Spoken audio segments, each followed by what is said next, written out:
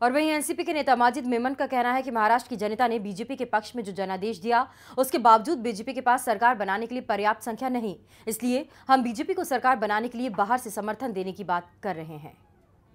प्रफुल्ल भाई ने बहुत वाज़ेह तौर पर यह बात कही स्पष्ट तरीके से कि चूंकि भारतीय जनता पार्टी को जनादेश मिला है और सबसे बड़ी पार्टी उभर कर आई है, उसके बाद दूसरे तीसरे चौथे नंबर की पार्टियां काफ़ी पीछे हैं, मगर जनादेश कुछ ऐसा अजीब है महाराष्ट्र की जनता का कि वो अपने तय सरकार नहीं बना पा रही है, उनके पास कुछ नंबर कम पड़ रहे हैं 20-25। तो सिर्फ महाराष्ट्र के लोगों के हित में एक स्थिर सरकार की स्थापना करने के लिए हमने ये ऑफर दिया है। इसके अलावा और कुछ नहीं, हमने कोई कंडीशंस नहीं रखी, हमने कोई सरकार में शामिल होने की बात नहीं की। प्रफुल्ल भाई ने ये एक बात कही है, अब भारतीय जनता पार्टी इस पर विचार करेगी। और वहीं बीजेपी के नेता संबित पात्रा ने उद्धव ठाकरे एनसीपी के बारे में कहा कि कौन क्या देता है ये तो उनका विषय है, लेकिन जहां तक बीजेपी का सवाल है तो हम अभी तक किसी भी निर्णय पर नहीं पहुंचे हैं, लेकिन इससे कोई शक नहीं कि महाराष्ट्र में बीजेपी की ही सरकार बनेगी।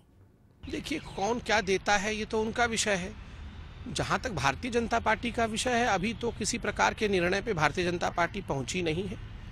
बैठक चलेगी, इसके पश्चात किसी प्रकार का निर्णय होगा। अभी पर्यवेक्षक नियुक्त किए गए हैं, पर्यवेक्षक वहां विधानमंडल के नेता का चयन करेंगे, उसके बाद मीटिंग होगी कि किस प्रकार से एक स्थिर सरकार को महाराष्ट्र में बनाया जा सके। और इसमें कोई शक नहीं है कि महाराष्ट्र में भारतीय जनता पार्टी की ही सरकार बनेगी।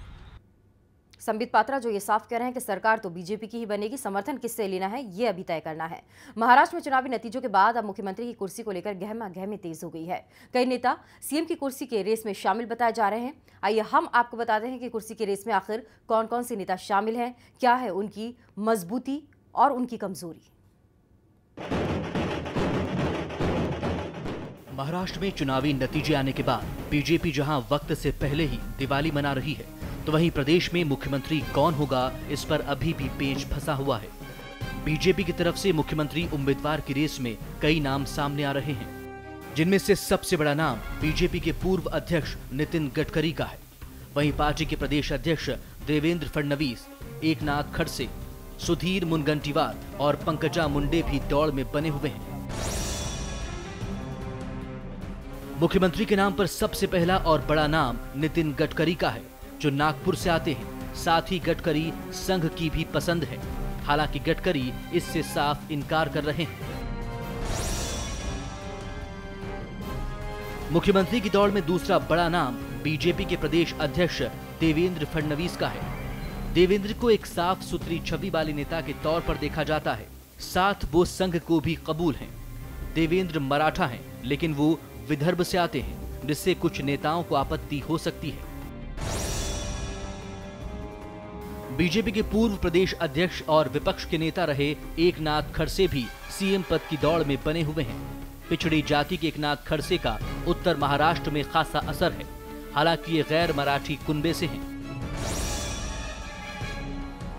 इन सब के अलावा मुख्यमंत्री पद के लिए गोपीनाथ मुंडे की बेटी पंकजा मुंडे का नाम भी चर्चा में है। पंकजा एक युवा नेता हैं, लेकिन यही बात उनके खिलाफ भी जाती है। हालांकि पंकजा की माने तो अगर उन्हें सीएम पद की जिम्मेदारी मिलती है तो वो उसे जरूर स्वीकार करेंगे। इन नामों के अलावा महाराष्ट्र के पूर्व बीजेपी अध्यक्ष सुधीर मुनगंटीवार, बीजेपी नेता और केंद्रीय मंत्री प्रकाश जावड़ेकर और ओम प्रकाश भी मुख्यमंत्री की रेस में हैं। हालांकि ताज किसके सिर पर सजेगा, इसका फैसला बीजेपी आलाकमान को करना है। न्यूज एक्सप्रेस के लिए ब्यूरो रिपोर्ट। गोपीनाथ मुंडे की बेटी पंकजा मुंडे की बहन प्रीतम मुंडे ने लोकसभा सीट पर रिकॉर्ड जीत हासिल करने के बाद कहा कि भले ही हमें पूर्ण बहुमत महाराष्ट्र में ना मिला हो, लेकिन सरकार महाराष्ट्र में बीजेपी की ही बनेगी। पंकजा मुंडे महाराष्ट्र की सीएम हो सकती हैं। इस सवाल पर प्रीतम मुंडे ने कहा कि पार्टी तय करेगी सीएम का नाम। 123 सीटों पे जीत हासिल की है, ये तो बहुत अच्छी बात है। क्लियर मेजॉरिटी नहीं है, पर सरकार भाजपा की ही बनेगी। पंकजा मुंडे का नाम इसके बारे में जो निर्णय है वो पक्ष श्रेष्ठ करेंगे। कब किस उम्मीदवार को कौन से पद के लिए चुनना चाहिए, ये पार्टी के सब सीनियर नेता मिलकर तय करेंगे, तो वही ज्यादा ठीक रहेगा। और वहीं कांग्रेस के नेता राशिद अल्वी ने एनसीपी पर निशाना साधते हुए कहा कि एनसीपी स्वतंत्र पार्टी है और बीजेपी को बाहर से समर्थन करना उसका व्यक्तिगत फैसला है। लेकिन इस फैसले से ये बात जरूर साफ हो जाती है कि एनसीपी ने चुनाव से पहले कांग्रेस के साथ गठबंधन क्यों तोड़ा। देखिए, ये फैसला एनसीपी का अपना फैसला है, इस पर कोई टिप्पणी करना उचित नहीं है। एनसीपी इंडिपेंडेंट पार्टी है, वो जिसके साथ जाना चाहे जा सकती है, लेकिन इससे एक बात का पता ज़रूर चलता है कि उन्होंने कांग्रेस के साथ इलेक्शन से पहले जो अलायंस तोड़ा था उसके क्या कारण थे, वो कारण जानने का मौका देश के लोगों को मिलेगा। साथ ही राशिद अल्वी ने शिवसेना के मुखपत्र सामना में छपे लेख पर कहा कि यह शिवसेना का अंदरूनी मामला है। कल तक उद्धव ठाकरे बीजेपी को गलत शब्द कहते थे, अभद्र शब्दों का इस्तेमाल करते थे और कह रहे थे कि बीजेपी अफजल गुरु की पार्टी है। अब देखना यह होगा कि उद्धव ठाकरे अफजल गुरु की पार्टी के साथ शामिल होंगे या फिर नहीं। अब ये भी, इस पे भी हम क्या कहेंगे, उद्धव ठाकरे जाने, भारतीय जनता पार्टी जाने। कल तक एक दूसरे को दोनों गाली देते थे।